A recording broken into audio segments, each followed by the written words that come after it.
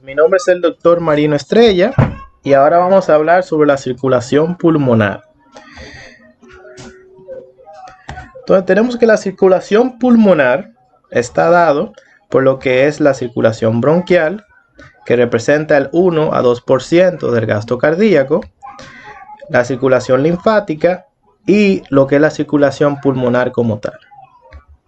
Entonces tenemos que la presión en el sistema pulmonar a nivel de lo que es la arteria pulmonar, los capilares pulmonares y a nivel de la aurícula izquierda tiene diferentes presiones. Tenemos que a nivel de la arteria pulmonar, con lo que es la presión sistólica, tiene unos valores de 25 milímetros de mercurio. La presión diastólica tiene unos valores de 8 milímetros de mercurio. Y la presión arterial media a nivel de lo que es la arteria pulmonar es de 15 milímetros de mercurio. Tenemos que los capilares pulmonares tienen una presión con una presión arterial media de 7 milímetros de mercurio. Y a nivel de lo que es las venas pulmonares y la aurícula izquierda, realmente no podemos llevar un método, o sea, no podemos llevar un medio para poder medir a este nivel lo que es la presión.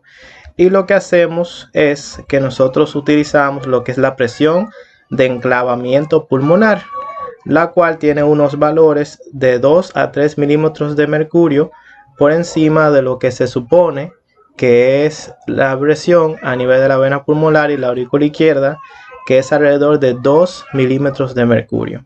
Entonces la presión de enclavamiento pulmonar es que uno lleva un catéter hacia lo que es la arteria pulmonar y a nivel de la arteria pulmonar uno deja que ese catéter se enclave en uno de lo que son los vasos, luego de que llega a uno de los vasos más distales de la arteria pulmonar, y esto entonces llevaría a lo que es la presión en la vena pulmonar o la aurícula izquierda.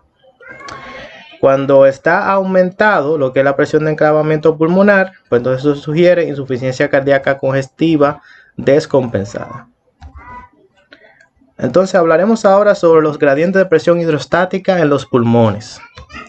Entonces tenemos que la sangre llega a la aurícula derecha y de la aurícula derecha llega al ventrículo derecho y del ventrículo derecho entonces llega hacia la arteria pulmonar y entonces de la arteria pulmonar llega a los pulmones.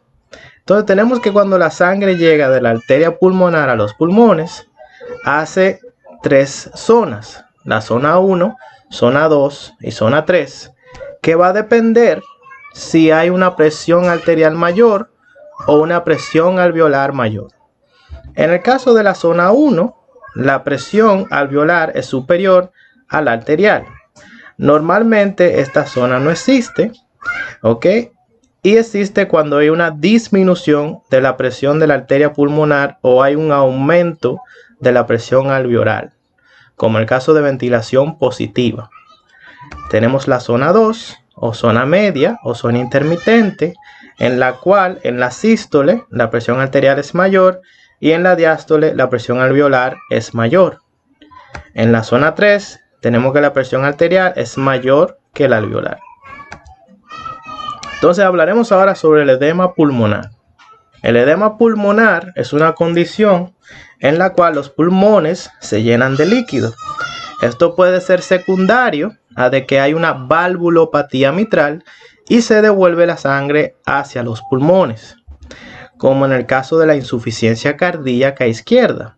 En este caso hay una valvulopatía que entonces hace que esa sangre se devuelva hacia los pulmones y entonces tenemos que el paciente presenta edema agudo de pulmón secundario a la falla cardíaca o secundario a la valvulopatía, que es básicamente porque la sangre se devuelve desde la periferia, llega a la aorta, de la aorta llega al ventrículo izquierdo, del ventrículo izquierdo se devuelve a la aurícula izquierda y de la aurícula izquierda pues se va a los pulmones y el paciente presenta edema pulmonar.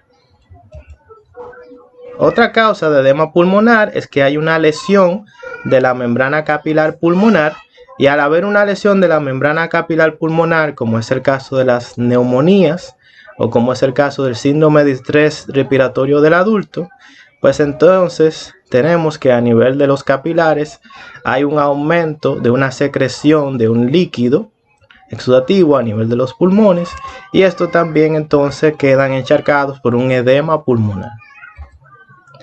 Entonces también tenemos el derrame pleural. El derrame pleural es líquido a nivel del espacio pleural. Recordemos que las pleuras son las capas que tapizan el pulmón. Tenemos una pleura parietal y una pleura visceral. Entre esas dos pleuras tenemos lo que es el espacio pleural, y ese espacio pleural puede estar lleno. Cuando ese espacio pleural está lleno de líquido, lo llamamos derrame pleural. Entonces el derrame pleural puede ser transudativo o puede ser exudativo. El transudativo es un líquido pobre en proteínas y el exudativo es un líquido rico en proteínas. Entonces las causas transsudativas tienden a ser generalizadas y extrapulmonares, y las exudativas tienden a ser locales y pulmonares. Las transsudativas tenemos que ahí tenemos patologías como la insuficiencia cardíaca, la cirrosis y el síndrome nefrótico. Y en las locales o pulmonares ahí tenemos las neoplasias, las colagenopatías, las infecciones pulmonares y la embolia pulmonar. Ok, pues muchas gracias y nos veremos en el próximo.